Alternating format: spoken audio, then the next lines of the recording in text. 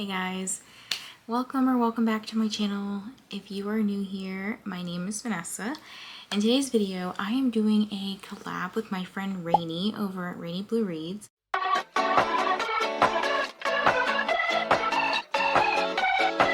Basically, she has come up with this idea that we're going to choose 3 books for each other. So one of them being a book that we loved, that we think the other person would really love. A book that we didn't really like, but we think that the other person would actually like more than us. And then a third book being a book that we have not read yet, but that we think that the other would rate really highly. So I have already sent Rainy her video and her 3 choices, so you'll have to watch her video to see what books I selected for her. But I am going to go ahead and watch the video that she sent me, and you guys can watch along with me. Hey Vanessa, I'm very excited that you decided to do this collaboration with me. So for people that are watching this that don't know what it is, basically on my channel I do a book swap with friends where we recommend 3 books to each other and then we have to read these books in the vlog. However, it's not as simple as that. We have to recommend each other one book that we absolutely loved that we think the other person will love. The goal is that we hope they'll love all 3. One book that we didn't necessarily vibe with as well, but we think it would be better suited for that person. And then one book that we actually haven't read, but we think would be really great for that person. And so me and Vanessa have very similar tastes. So I'm very excited to see how this all pans out. And I was very excited to see all of the books that I had to work with on her wonderful list. So with that being said, I'm not going to say these in any semblance of order because I don't want you to know which one is which. But the first book that I have for you is The Night Circus by Erin Morgenstern. Circusy fantasy time. Then we have The Invisible Life of Addie LaRue by V.E. Schwab. And finally we have They Never Learn by Lane Fargo. I hope you love all of these books and I can't wait to see what you think of them. Okay, so I had a feeling that Rainy was going to go like all fantasy, but she did not. So let me go grab the 3 books that she picked and let's see. So I'm actually very glad that Rainy picked 3 books that I already own. I did request that she do that because I don't want to buy more books at the moment. But here are the 3 books that Rainy has chosen for me. I would say that based on cover alone, I think The Night Circus is the one that I am most looking forward to. It's just stunning. Like, I have this, well, okay, first, I don't like that part, the not going all the way to the edge. But I think it's really cool with, like, the cutout. Like, you can kind of see circus there. But I do know that Rainy likes circusy stuff. I think this might be the book that Rainy hasn't read but wants to read. I think that Rainy did not like this book. I don't know. This is tough. Okay, no. I'm going to say I think Rainy didn't like this book and thinks that I will like it more. I think that Rainy's read this book and really liked it and thinks that I will too. Which one could it be, Rainy? Which one? So which one do I start off with? I don't know anything about all 3 of these. I just have heard really good things about Addie LaRue. I have heard some things about They Never Learn, but I don't remember what I've heard. I think I've heard mainly positive things about The Night Circus. But like I said, I think I'm mostly gravitated towards reading this book first because of the cover. I think I'm going to go with this book. I think this is going to be a 5-star. Let's manifest it that this is going to be a 5-star. Just cross your fingers. It's been a few days. I am just recovering from COVID. So, I have not read anything that Rainy has suggested to me since I filmed that last clip. But I'm gonna start The Night Circus today. So I know nothing about this other than I'm the most excited to read this one. It is magical, enchanting, spellbinding, and mesmerizing. Also, sorry, my voice sounds a little nasally. Again, just getting over illness. But it says, the circus arrives without warning. No announcements precede it. It is simply there. When yesterday, it was not. Within the black and white striped canvas tent is an utterly unique experience full of breathtaking amazements. It's called Le Cirque des Rêves.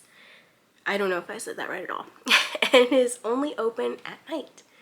But behind the scenes, a fierce competition is underway, a duel between two young magicians, Celia and Marco, who have been trained since childhood expressly for this purpose by their mercurial instructors. Unbeknownst to them, this is a game in which only one can be left standing. Amidst the high stakes, Celia and Marco soon tumble headfirst into love, setting off a domino effect of dangerous consequences and leaving the lives of everyone, from the performers to the patrons, hanging in the balance. So it's a love story for adults that feels luxuriously romantic. Okay. So, fantasy romance, maybe? I'm gonna get into this one and hopefully Rainy does me well here with all 3 books. I know there's gonna be one that she does not like or has not liked, but I'm just hoping they're all working for me. So I'm gonna get into this one.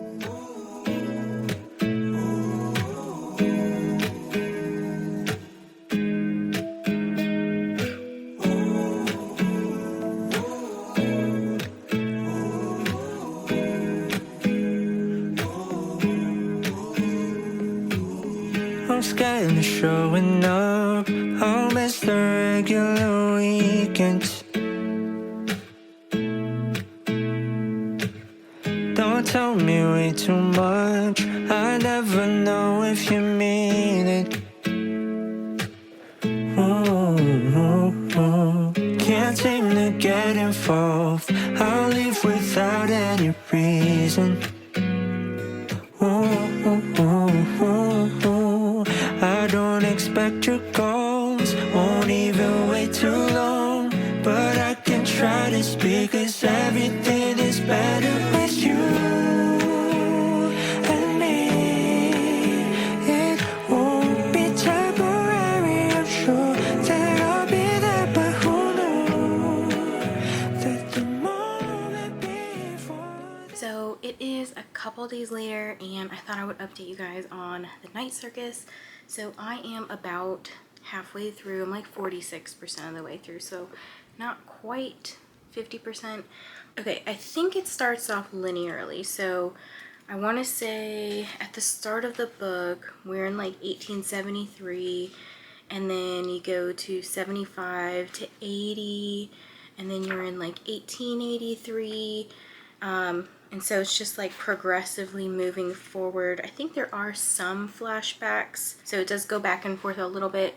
But in the beginning, you meet Celia, who I think at the time she's 6 years old, and she has some sort of unique abilities or powers or magical something.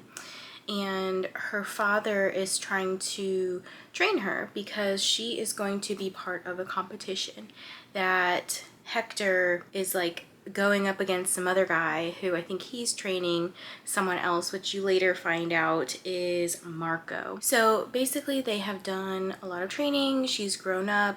Hector passes away. He goes by Prospero and he's like an illusionist himself. So Hector eventually passes away and Celia ends up going to, I'm a little fuzzy on some things because I've been mostly listening to this on audio while I'm driving around places, but I think what happens is she ends up at this circus and she is like, right now we're in the part where we're still kind of making friendships. We're like learning about the different people in the circus, and there's some people that I don't quite know how they play into the story other than kind of offering little tidbits of Celia's powers.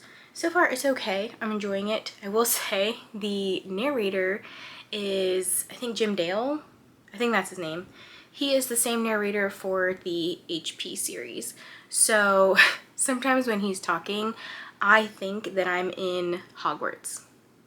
So that's the only downside about the narration, because his voice is so ingrained in me for listening to HP that now listening to him narrate the night circus, I feel like I'm in the wizard world. But so far it's okay. I'm kind of somewhere between like a 3 to 4. Not quite sure where I will finish, but it's just okay for me. I'm not like super wowed. It's actually taking me a long time to get through. I don't remember when I filmed the last clip, but I think it's definitely been like 3 or 4 days, which a book like this generally doesn't take me that long to read, especially if I have the audio. So when I finish the book, I will come back with my thoughts for you. So it has been a couple of days, I think, since I last updated you. And in that time period, I've actually started and finished this book. And I just wanted to kind of update you guys on my thoughts on this one. So if you're not familiar with They Never Learn by Lane Fargo, this is about Dr. Clark, who goes by Scarlett, and it alternates between Scarlett and Carly's point of views. So Dr. Clark is a professor at Gorman University, and she is a serial killer. So that instantly, like, piqued my interest because you don't see a lot of female serial killer books. I know, like, the one big one out there is the Mind F series. So she's a serial killer. She goes around and she kills bad men, usually men who are, like, sexually assaulting young women or just, like, doing not so great things. Carly is in college and she becomes roommates with, I think her name's Allison, and something happens to Allison and Carly becomes kind of like hell-bent on helping Allison come forth with the truth, but Allison's kind of like, no, just, like, leave it be, it's okay, like, whatever. So you kind of alternate between both points of view, and then about halfway through, there's a huge plot twist that I did not see coming, and that was just fantastic and amazing because then everything starts to click and you start piecing together things, and I'm not going to spoil it at all because I want you to find out what it's about. But this one was actually really, really good, and I am happy that I picked it up second because the first book felt like it was dragging and dragging and dragging, as in The Night Circus. And it's not that The Night Circus was a bad book, I just was like, oh my gosh, like, this is very fast-paced. Like, I read this in one day. It was just so fast-paced. So I ended up settling on 4.5 for this book. It was super duper good. So that was this one. And then I immediately picked up The Invisible Life of Addie LaRue by V.E. Schwab.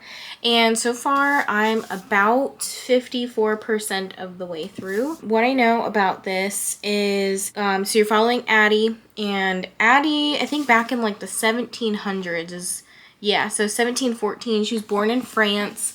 And she is essentially not happy with the way her life is going. Like, back in that time period, women were just, like, to be sold off for marriage. And she was like, no, I want control of my own life. I don't want to have to answer to anybody. And so she ends up making a deal with this god or devil or whatever, this being, this entity. And when you make a deal with a god of any kind, you have to be very specific. Like, that is the number one rule. Be specific in what you want. So she makes this deal, and unfortunately it doesn't go the way she plans. So she is essentially living her life where nobody knows her. She's kind of invisible. Like, people will see her, they're interacting with her, and then they maybe turn around or whatever, and they forget instantly who she is, including her family, her friends. Like, nobody could remember her until one day in 2014, so like 300 something years later, Henry comes along and Henry remembers her. So we're kind of getting into the story right now where we're learning about Henry and why he can remember Addie, but like nobody else can. So I'm really enjoying this one so far. I don't know why it took me so long to pick this up, but I'm very grateful for Rainy for recommending it to me for this video. So thanks, Rainy. But I probably will try to finish this either later tonight or tomorrow. Like I said, I'm about 50 something % through, and it is reading fairly fast, but I have other things to do today. So gonna see if I can do some of those things, but in my spare time, I'm gonna try to read a little bit. But yeah, so I will come back with some more updates when I probably finish this book. But I did film a little bit of footage earlier today when I went out to get a pedicure, and then I went to Starbucks right after because I wanted to get a pumpkin spice latte and a couple of treats, just because I've been having a day. I've been having kind of a day. So Anyway, so here's that footage. I just got a pedicure and didn't get to listen to The Invisible Life of Addie LaRue because my nail tech was talking to me. But I did go pick up a pumpkin spice latte. I got myself some sort of bacon wrap thingy. And then I got one of these for myself and then another one for my partner. I was told they were vanilla flavored, so we'll see. But yeah, I was just like, you know what, I've had a day. I've had a morning so far. Just some previous work drama. But I was like, you know what, I'm gonna make today a good day and get some Starbies. So I will update you guys very shortly on my books. So I have just hit part 5 in Addie LaRue, and we have found out a little bit about Henry and his curse. Him and Addie are now like falling in love, and he feels seen. She feels like she is kind of like in charge of her life, and as I mentioned before, you kind of figure out like why Henry can remember her, but it sounds like the story is still going on. Like, are we going to see more of their relationship and some of the consequences of like, yes, Henry can remember her, but what about all of like Henry's friends and stuff? Because like they'll turn around and immediately forget Addie, and I'm just thinking like, well, what if they've been dating for like 10 years? We're together for 10 years and they remember Henry's life, but they're like, wait a minute, you've been dating this girl for 10 years? Like, how come we've never seen her? And I'd be like, but you have. So I don't know if the story's gonna go into like those kinds of implications or what. But yeah, I'm really enjoying the story, and I can't wait to see like where the story goes. I finished Addie LaRue this morning on the way to the gym, and it was like 5 minutes before my class started, so I didn't have time to update in the moment, even though I was feeling a lot, because there were probably in the last hour to 30 minutes or so, because I was listening to the audiobook, it was definitely very emotional, like between Henry and Addie, and like just how much Addie was willing to sacrifice and give up for Henry. And in the end, she ends up like making a deal, and you kind of get this very like sinister vibe at the end. So it kind of took away that feeling of, holy crap, this is like really sad. It gave you this vibe of just, she's a cunning, very smart, badass woman, essentially. And I was kind of wondering if there might be like a follow-up. I wonder if there could be another book, or maybe even like an extra scene, because that would be really fun to read, like what happens, you know, whenever, because Addie said like, oh, it could take 20 years, it could take 100 years, but like, I'm here for it. So I don't know if it would necessarily be a whole book, but I would be interested in reading maybe like a bonus scene or excerpt or something like that. But I really, really enjoyed this one. I think this one is also going to get a 4.5 stars. It wasn't like my favorite thing ever, but I really, really liked it. And the story, there were some parts I felt like that dragged on a little bit. And one thing that really drives me crazy in books is when they go back and forth between all these different time periods. So like the fact that it jumped between 2014 a bunch, and then it went back to like the 1700s, and then the 1900s, and the 1800s. I was just like, oh my gosh, I don't know what time period we're in. For me, if I'm just like listening to the book, it's hard for me if I stop in the middle of a chapter to know like, oh, okay, we're in the 1800s.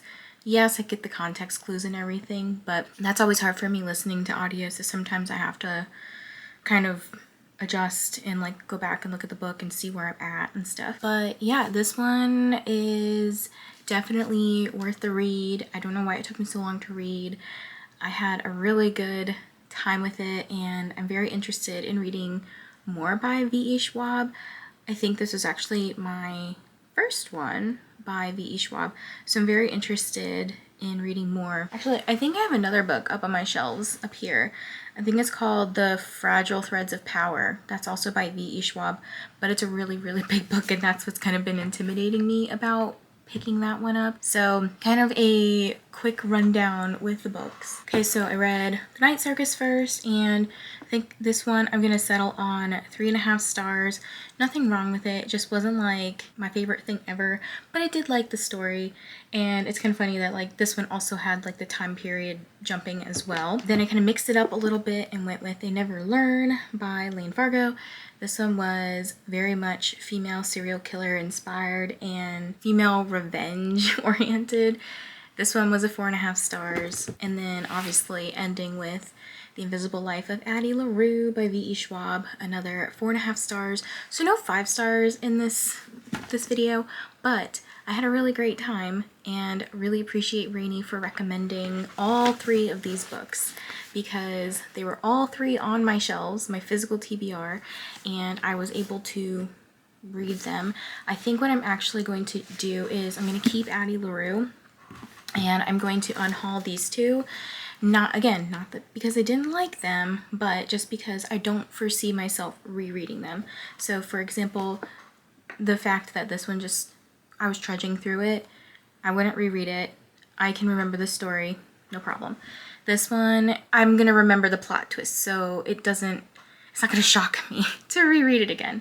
And that's kind of how it is with a lot of mystery thrillers, is that I probably won't reread those, and I usually don't keep them. But I could foresee myself rereading The Invisible Life of Addie LaRue. So thanks, Rainey. You can help me clear some books off my shelves. But yeah, so let's see the order that Rainey has chosen these books, because I don't know specifically which one was the 5-star read she chose for me, the one that she hasn't read yet. Like, I don't know that. So let's check that out. Hello, Vanessa. I am here to give you the results of our collaboration vlog. Sorry, I was grabbing stuff away from Eloise because, you know, she's in the room with me at all times. As I was saying, it's time to reveal, did you get it right or did you get it wrong? Let's just start with whatever book pops into my head first. And the book that I did not like was Addie LaRue. I tried 3 different times to read this book, 3 different times, and it bored me to tears. I got to like the same percentage, around 10%, and just gave up, which is funny considering that Peaches and Honey, the book I'm reading for my book club, is literally basically the same concept but with a little more fantasy, and I ate that shit up. I don't understand why, but I didn't like Addie, and honestly I'm learning I'm just not a V.E. Schwab girly, if we're being honest with ourselves. Then we have the book that I loved, which is They Never Learn by Lane Fargo. I loved that book. I was not expecting that twist. I had never read that type of twist before because it was new in my thriller journey, and so I read that and I was shooketh to my core. Plus it was sapphic. I was very much here for it. I had a great time. I flew through the pages. I will read anything that Lane Fargo writes from here on out. I really hope you enjoyed that book. And then for the book that I have never read is The Night Circus by Erin Morgenstern. I do own that book and I've wanted to pick up that book, but I've been scared away because people have said, oh, their writing is so flowery and it's just too over the top and you might not like it, but I don't know. That's why I recommended it to you, because I figure you will let me know if it's worth the time reading, and I really hope that you did enjoy it. So with that, did you get it right? Did you not? Thanks for participating in my collaboration, and see you next time.